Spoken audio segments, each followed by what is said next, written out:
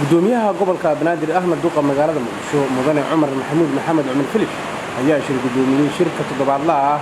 ee u dhaxeeya hoggaanka sare ee degmooyinka gobolka Banaadir iyo maamulka gobolka waxaana toddobaadkan looga hadlayay xaaladaha amniga nadaafadda caafimaadka iyo weliba canshuuraha kulanka intiisa badan waxaa diiradda lagu saarayay xaaladda amniga ee magaalada Muqdisho iyo weliba arrimaha nadaafadda iyadoo si gooni ahna looga hadlayay amniga kulanka markuu soo dhamaaday kadib waxaa warbaahinta la hadlay afyeenka maamulka gobolka Banaadir gudoomiyaha gobolka Banaadir ahna duqa magaalada Muqdisho mudane Cumar Maxamed Cumar Philip ayaa maanta shir gudoomiyay kulankii toddobaadlaha ahaa ee maamulka gobolka Banaadir oo kaga shiri jiray xaaladaha guud ee magaalada Muqdisho hadii ay noqon lahayd nadaafadda bilicda amniga iyo arrimaha bulshada intaba toddobaadkan shirka ajandooyinka lagu soo qaatay waxaa kamid ah oo diiradda lagu saaray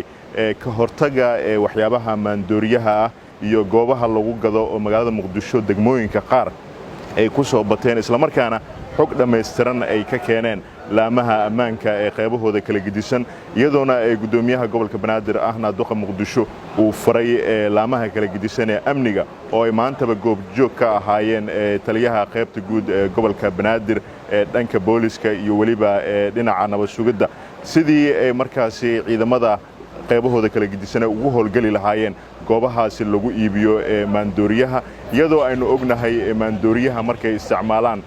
dhalinyarada qaarkood iyo dadka isticmaala maandooriyahaba ay geystaan falal kala gidisan oo liddi ku ah amniga iyadoona muddooyinkii u dambeeyayba ay soo kordhayeen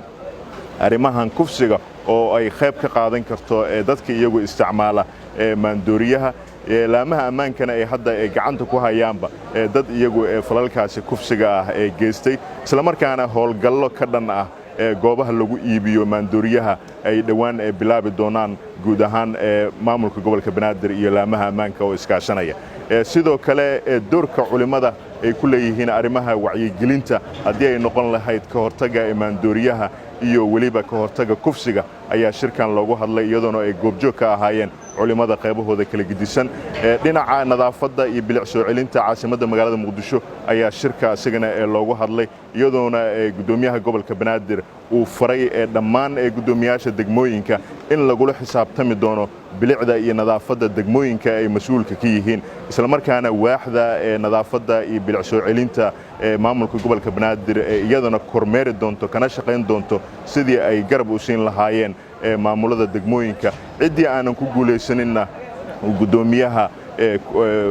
talaabo ka qaadi doono cidii ku guuleystana lagu awaalmarin doono heerka iyo bilicda ay ka geysteen degmooyinka ay maamulaan Ibrahim Xaaji Yusuf warbaahinta gobolka Banaadir magaalada